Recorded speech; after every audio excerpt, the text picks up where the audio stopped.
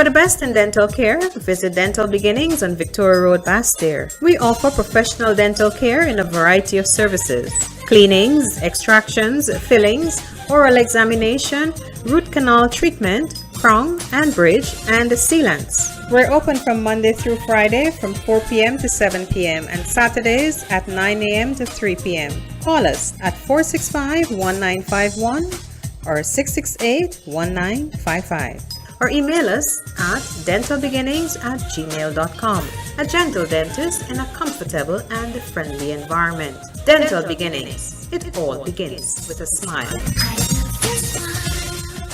Barbados-based political pollster and analyst Peter Wickham does not think the Peter Virdee scandal will have any negative political impact on Prime Minister Dr. Timothy Harris or the Team Unity government.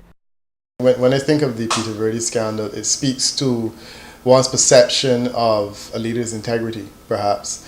I don't know that it has had an impact politically. If we look at Antigua and Barbuda, they just went through an election. The person at the center of it is former Minister Asset Michael. Asset Michael won close to 90% of the popular support in his constituency. So I'm inclined to think that if it's not going to have an impact in Antigua, where it's, what you could say is ground zero, my feeling in regard to the impact it will have here will be even less. Speaking exclusively to SK Newsline, Mr. Wickham said he does not think the Peter Virdee saga is high on the agenda of the people of St. Kitts and Nevis. Ultimately, people vote on the basis of what an individual can do for them or at the level of the country, certainly can do for the country.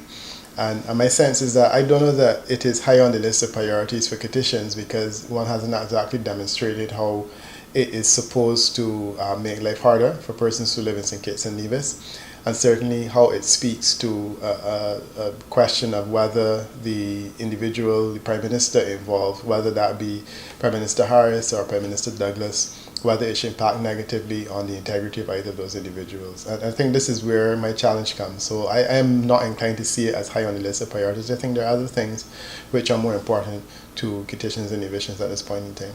In a tax fraud case involving UK business tycoon Peter Singh Virdee, includes transcript of a phone conversation between Mr. Virdee and his business partner. In the transcripts of the conversations dating back to as far as 2014 up to 2016, Mr. Virdee mentions the Prime Ministers of St. Kitts and Nevis, Antigua, and the Energy Minister of Antigua, suggesting he was negotiating a bribe with them. Specific references were made of the Prime Minister of St. Kitts in exchange of the opportunity for Mr. Virdee to invest in the country.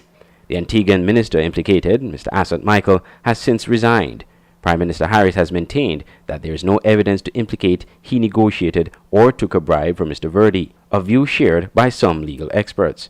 Mr. Wickham agrees. My question is whether there is evidence to suggest that Prime Minister Dr. Timothy Harris or alternatively Prime Minister Dr. Denzel Douglas was involved, because mention was made of a Prime Minister of St. Kitts.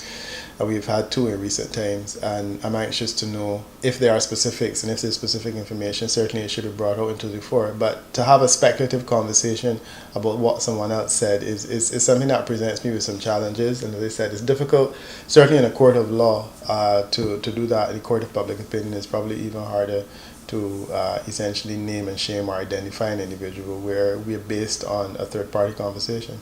The opposition has been very vocal on the matter and has demanded the resignation of the Prime Minister.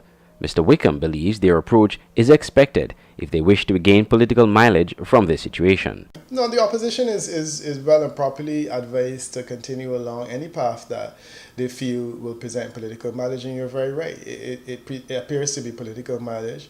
It appears to speak to the integrity of the leader of the opposition, the Prime Minister. And I think the leader of the opposition is within his rights to pursue it. Now, the extent to which leader of the opposition pursues this or any other issues, and the extent to which the leader of the opposition would probably prefer to pursue this issue as opposed to the issue of citizenship in a foreign country, it makes perfect sense to me. Having said that, however, it's not necessarily that everything that the opposition throws out, people are going to pick up and run with. But I think that an opposition has the right to exploit what they see as weaknesses. They see this as a weakness, and I think that they have every right to go forward in this regard.